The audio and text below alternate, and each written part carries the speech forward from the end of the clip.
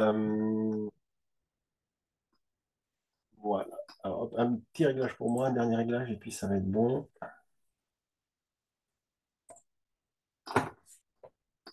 Très bien, bien, bonjour à tous. Donc, merci d'être présent pour ce deuxième webinaire consacré à la présentation de nos formations, les formations de la SCOP et des EPIG.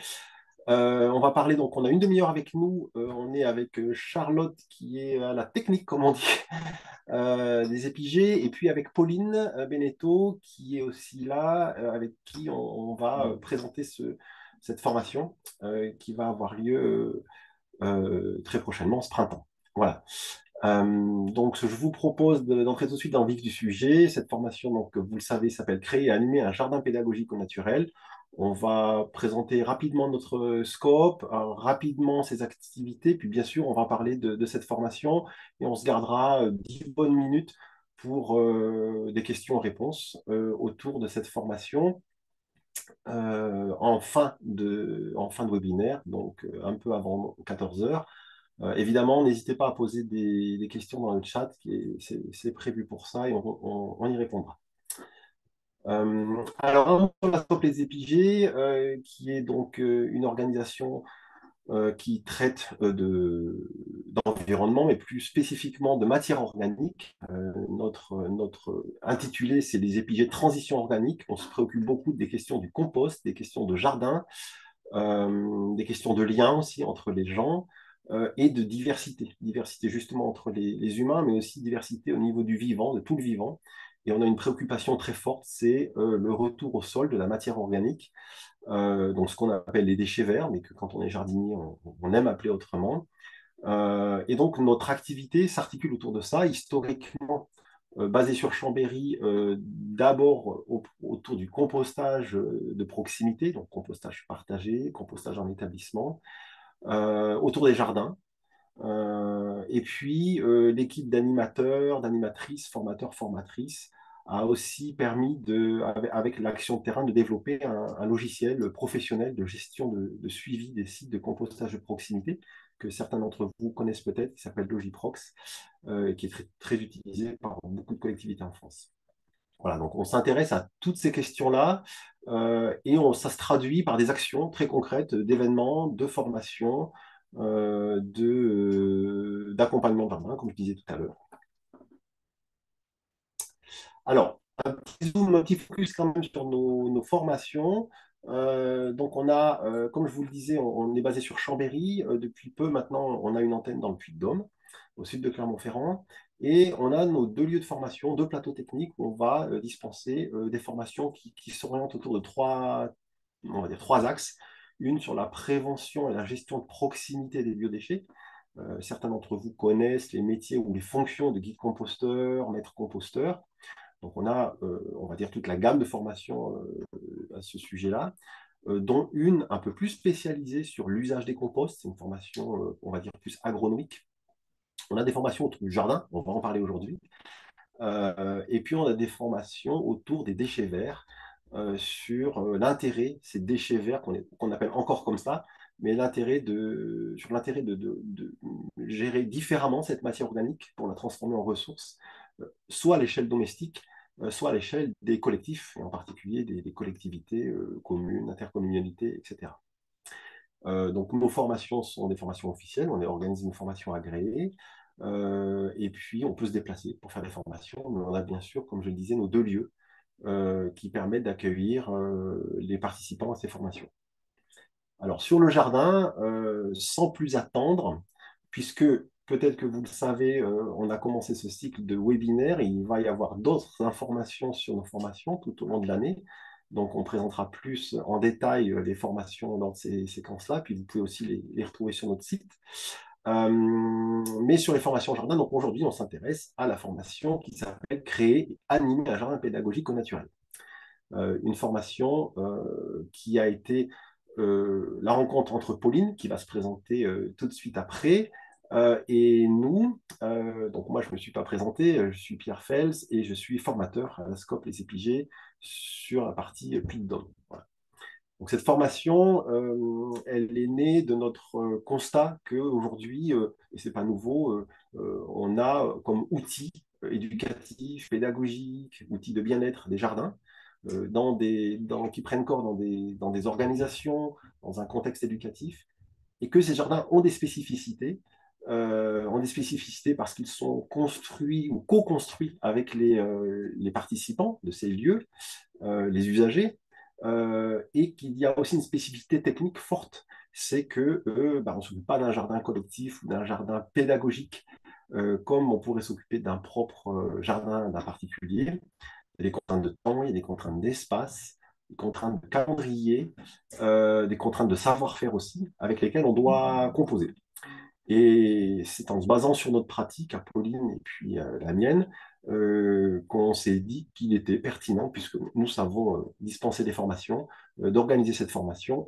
Et pour tout vous dire, c'est la première session qui va être organisée ce printemps.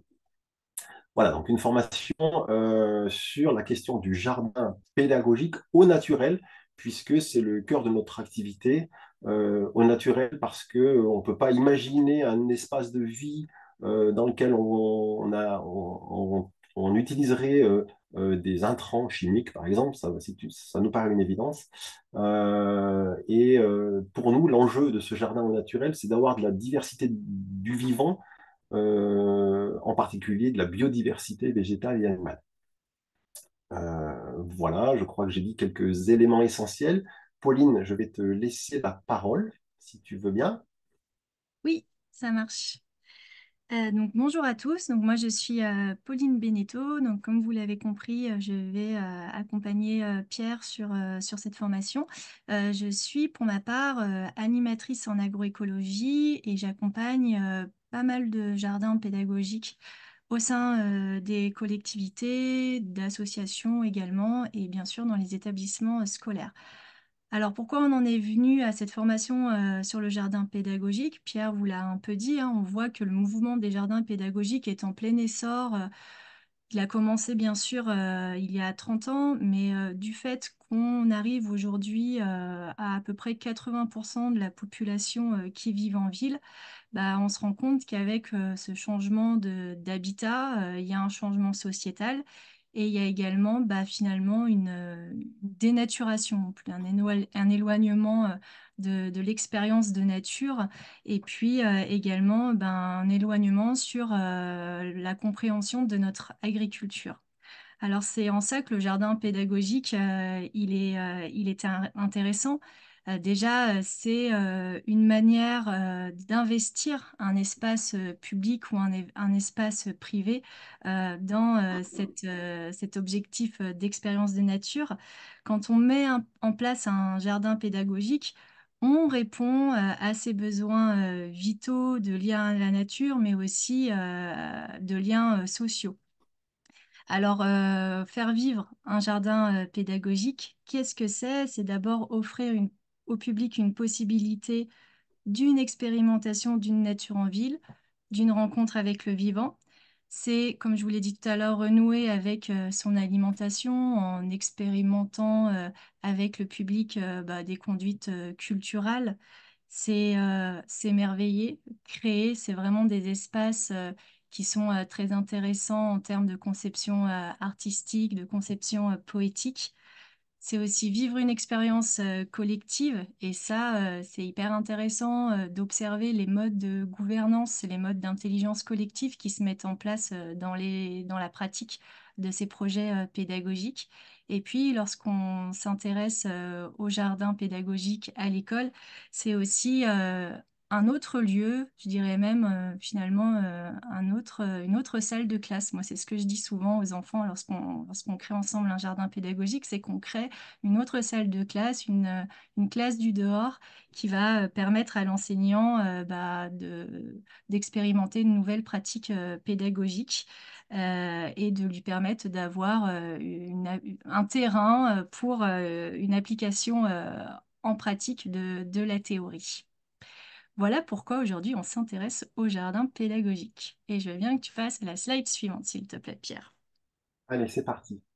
Peut-être juste préciser, hein, on parle beaucoup de jardin pédagogique, jardin dans les écoles, mais on est bien là sur tout cadre de jardin, centre de loisirs, Mm. accueil de loisirs, pardon. Ça peut être en entreprise aussi. Et puis, ça n'est pas réservé aux enfants, même si effectivement, l'entrée principale, ça reste quand même le public enfant. Est-ce que c'est bon, Pauline, là? Parfait, complètement. Ce que tu dis est complètement vrai. Et donc, dans le déroulé qu'on vous propose, on a dégagé quatre items.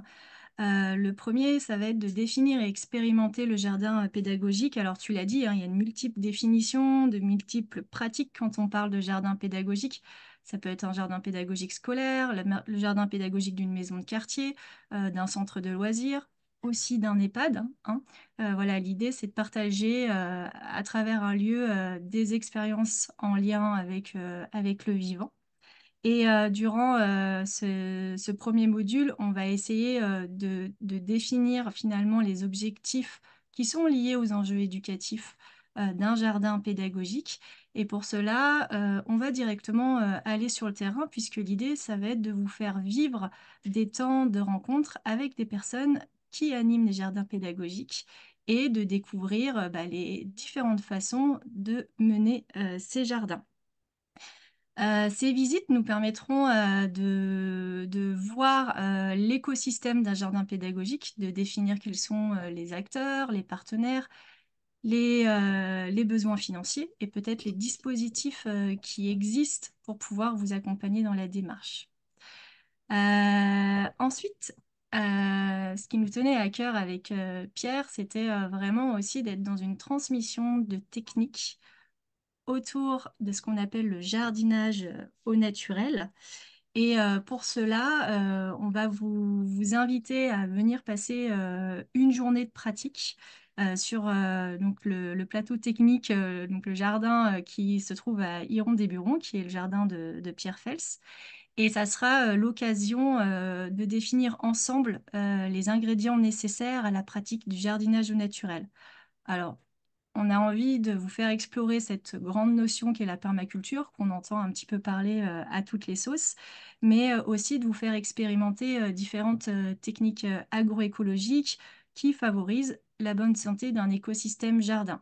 Donc on verra à travers ça les pratiques liées à l'installation et au maintien d'une biodiversité riche sur votre site, au maintien des sols vivants, etc., etc. Et l'idée pour nous, à travers ouais, cette transmission autour des techniques du jardinage naturel, c'était aussi que vous pouviez, que vous saisissiez celles qui sont vraiment adaptées au jardinage pédagogique, puisque vous le savez, souvent, eh ben, on est moins présent sur un jardin pédagogique hein, que sur son jardin personnel. Donc, on parlera aussi à travers ça de choix des espèces, des calendriers, de la saisonnalité à suivre, afin de vous faciliter la tâche. Et ce qui nous tenait à cœur aussi, c'était qu'à travers ces transmissions techniques, eh ben, on vous présente également tout un panel d'outils pédagogiques que vous pourrez mettre dans votre boîte à outils en tant que futur animateur de jardin pédagogique. Et je veux bien que tu passes à la slide suivante. Donc, du coup, je te laisse respirer, Pauline, juste pour dire que Oui. on sera à la belle période. Le jardin sera normalement, on va dire, accueillant pour tous les exercices pratiques techniques. Donc, on insiste vraiment aux épigées sur cet intérêt pour nous d'alterner entre des approches très concrètes, pratiques, d'expérimentation de terrain, et puis des temps plus de réflexion, plus, je dirais pas théorique, mais plus dans la construction du projet. Voilà, donc tout au long de ces 4 jours, on aura des alternances au quotidien entre extérieur, visite de jardin, travaux pratiques dans les jardins, avec des parties plus de travail en salle. Exactement. Et ça va vraiment alimenter toutes ces visites et toutes ces rencontres. La manière d'élaborer et d'animer son jardin pédagogique.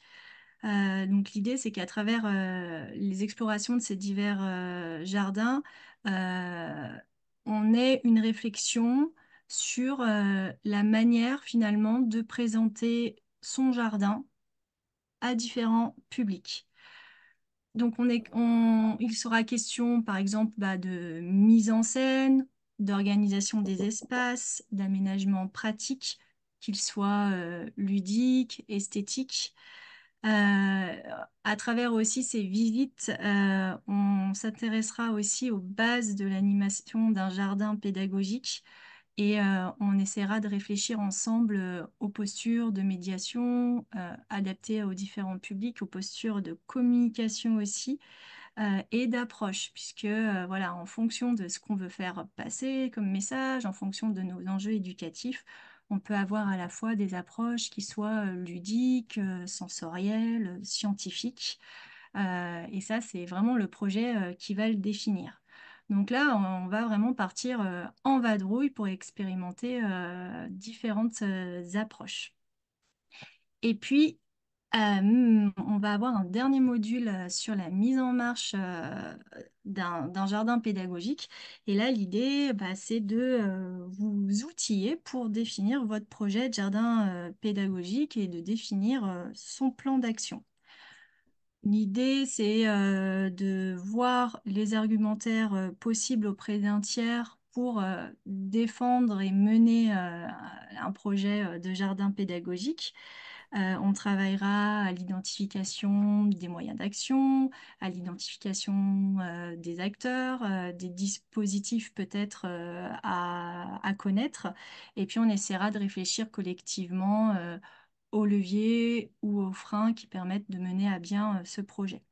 On vous proposera de suivre un Canva en fait et d'aboutir à un pré-projet que vous pourrez ensuite voilà, défendre ou poursuivre dans le cadre de votre activité personnelle ou professionnelle.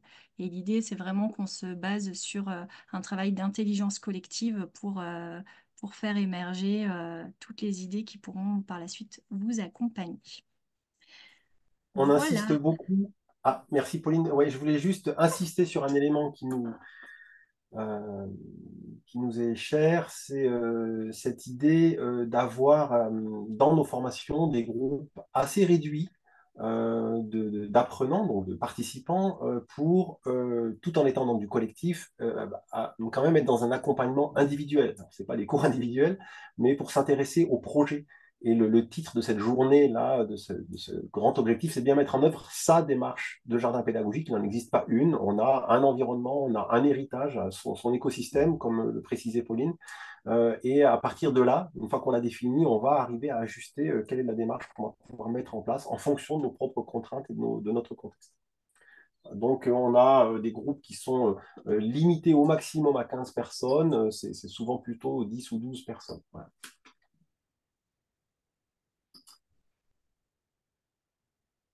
Quelques photos pour finir cette présentation et puis pour vous laisser la parole, soit en direct à l'oral, soit dans le chat, n'hésitez pas. Pauline est modeste, donc elle a pas mis en avant sa grande capacité lors de toutes ses interventions qu'elle fait dans les écoles et autres lieux collectifs, les outils pédagogiques. On va avoir vraiment une très belle démonstration, mais aussi une réflexion autour de l'outil pédagogique. Euh, voilà. Alors, pour les infos pratiques, vous avez le diaporama que je crois Charlotte pourra nous mettre en ligne en replay si vous le souhaitez. De toute façon, sur le site des épigés, les épigés, toutes les informations seront diffusées. Vous avez les dates. On est bien sur 4 jours. Le gîte, qui est notre lieu de formation à côté d'Issoire, au sud de Clermont-Ferrand, permet d'être hébergé. Dans tous les cas, on mange ensemble les midis, c'est compris dans le cadre de la formation. Voilà, simplement pour repréciser aussi qu'on n'a pas de prérequis demandés. Vous avez le coût ici qui n'est pas pris en place par le CPF. Je le précise tout de suite, on a souvent des questions parce que le CPF nécessite que les formations soient certifiantes, ce qui n'est pas le cas de celle-ci. Euh, voilà. Et puis les formateurs, vous nous avez vus tous les deux. Donc on sera en accompagnement mixte, c'est-à-dire qu'on sera tous les deux présents sur cette formation, avec bien sûr des visites de site, on vous l'a dit. Et vous avez même le contact de Nathalie, qui est notre assistante administrative, pour le contact pour l'inscription. Dans tous les cas, si vous vous inscrivez, vous aurez un appel de notre part pour qu'on fasse connaissance et que on puisse bien réceptionner vos besoins, vos attentes. Mais vous pouvez aussi nous appeler pour avoir des renseignements, même si vous ne vous inscrivez pas. Voilà. Alors, est-ce que, Pauline, tu veux rajouter quelque chose? Non, c'est très bien. Je propose qu'on entende les questions si, s'il y en a. Alors, on est tout oui, comme on dit. Si vous voulez poser des questions, c'est le moment.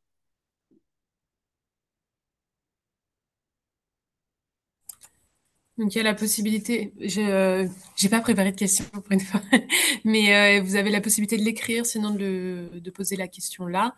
Le webinaire sera mis sur YouTube pour pouvoir le revoir, pour pouvoir, enfin voilà, il y a des personnes qui devaient y participer qui sont absentes finalement aujourd'hui. Voilà, s'il y a des questions, il y aura le contact. Enfin voilà, c'est assez facile de trouver le contact de Pierre pour revenir sur cette formation. Attention, si vous ne posez pas de questions, c'est nous qui allons vous en poser. Non, simplement, je voulais juste préciser, c'est pas pour faire une synthèse, mais que les enjeux de cette formation, si on veut vraiment retenir trois, c'est vraiment d'être outillé, d'avoir une boîte à outils à disposition pour construire, accompagner ces projets. Donc, ces boîtes à outils qu'on ne sort pas d'un chapeau, hein, c'est des retours d'expérience qu'on a dans notre pratique, d'avoir des méthodes sur la conduite de projet, mais aussi des méthodes pédagogiques.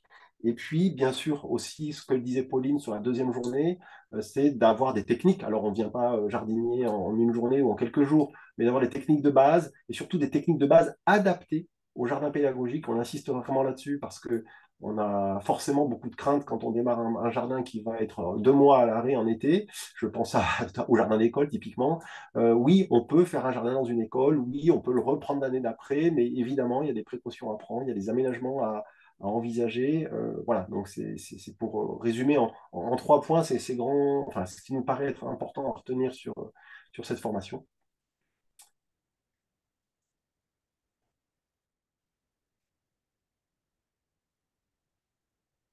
Alors, pas d'autres questions. Pauline, est-ce que tu as des choses à rajouter pour donner envie ou pour préciser ce sur quoi on est passé vite pour avoir quand même le temps de fin? Alors, tu l'as dit, hein, c'est-à-dire qu'on aimerait vous proposer, enfin, en tout cas, l'idée de la formation, c'est qu'on vous fasse vivre aussi des temps d'animation. Voilà, dans la pratique, avec Pierre, on est vraiment dans un objectif voilà, de formation participative, c'est-à-dire qu'on va vous proposer différents outils pour réfléchir au contenu, mais on va également aussi vous faire tester des outils que vous pourrez réutiliser derrière avec les publics. Voilà, on a ces différentes approches à la fois techniques, mais aussi à la fois sensorielles, ludiques.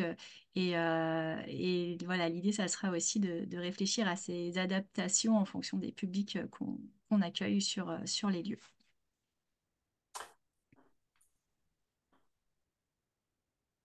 Est-ce que tu peux, Pauline, aller juste pour illustrer un exemple, nous présenter en une minute, là, c'est une impro, ce que tu fais aujourd'hui sur un de tes jardins, je pense par exemple au jardin bonbonnier, juste au moins la thématique et l'origine du projet, parce que en plus c'est un jardin qu'on ira certainement visiter.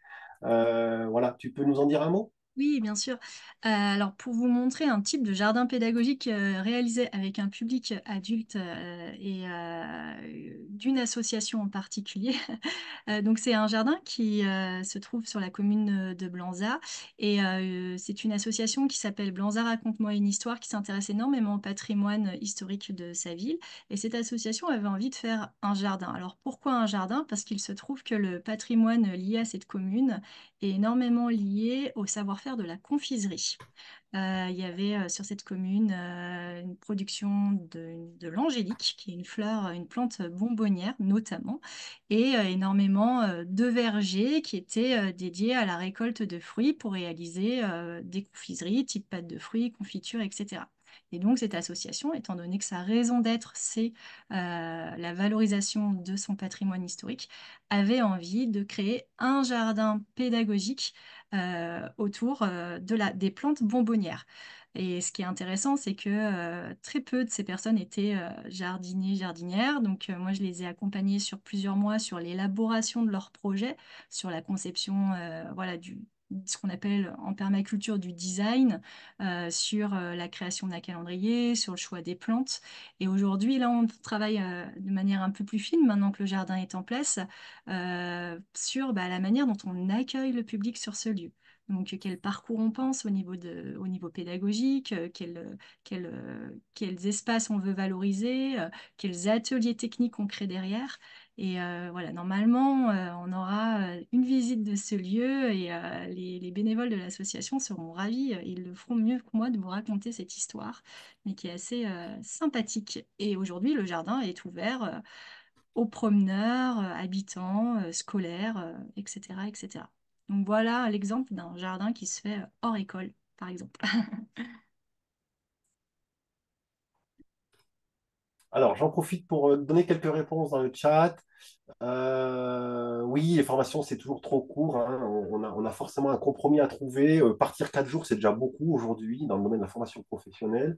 On s'est évidemment interrogé sur ce point-là. Dans les faits, on s'est rendu compte qu'en quand même 4 jours, ça fait déjà, c'est assez conséquent. Alors, je redis, on ne devient pas animateur enfin, et jardinier, tout ça en 4 jours. Évidemment, il faut de l'expérience. Pour nous, c'est vraiment de poser une structure, une base qui permet après, sur cette structure, sur cette base et sur tous les éléments qu'on vous donne aussi, parce qu'il y aura une riche ressource qui vous sera mise à disposition, tant en termes de liens, de partenaires que de contenu.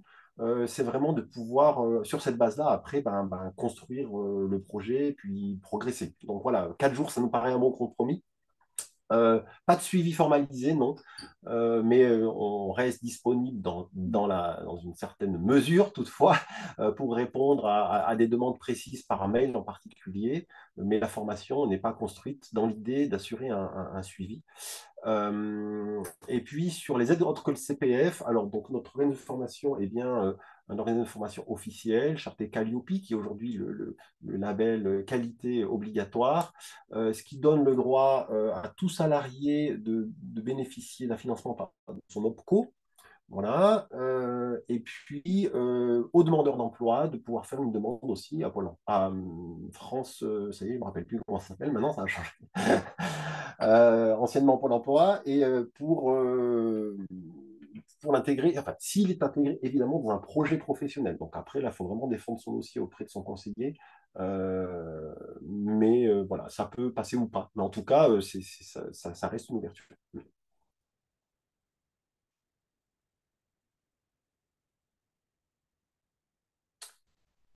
Voilà. Est-ce que vous avez d'autres questions ou est-ce qu'on termine pile à 14 heures? Ça nous fera dire qu'on est très précis, très ponctuel. Ce sera bien la Euh, première fois. Est-ce que Charlotte, je ne l'ai plus en tête, j'avais prévu de le regarder, je ne me rappelle plus, la prochaine visio webinaire sur la formation, c'est dans 15 jours, ça je sais, c'est tous les 15 jours, et c'est Oui, sur pour l'usage des composts. merci, l'usage des composts. Voilà. Je revérifie, mais il me semble que c'est bien ça.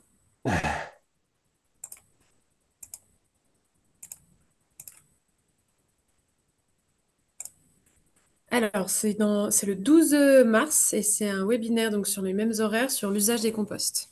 12 mars. Alors, en une petite phrase, la formation d'usage des composts, c'est une formation ouverte à des gens qui ont déjà une bonne maîtrise du compostage, guide ou maître composteur, plutôt maître composteur, qui s'interroge sur le cadre réglementaire et sur l'usage dans le sol, donc je dirais agronomique, mais ça ne veut pas dire agricole, hein, mais agronomique du compost, pour pouvoir utiliser dans de bonnes conditions et surtout conseiller les usagers. Est-ce qu'aujourd'hui, on a beaucoup travaillé dans notre champ professionnel à cette injonction, enfin à cette invitation plutôt, pardon, à cette invitation de il faut faire du compost, mais on a assez peu, à mon goût, travaillé sur mais qu'est-ce qu'on en fait, quels sont ses différents usages, comment le valoriser au mieux. Et cette formation est une formation de 3 jours où on va travailler vraiment sur ces questions. Donc, on vous donne rendez-vous dans 15 jours si vous le souhaitez.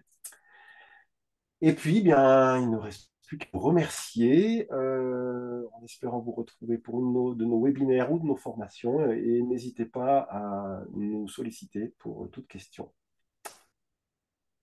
Merci à tous.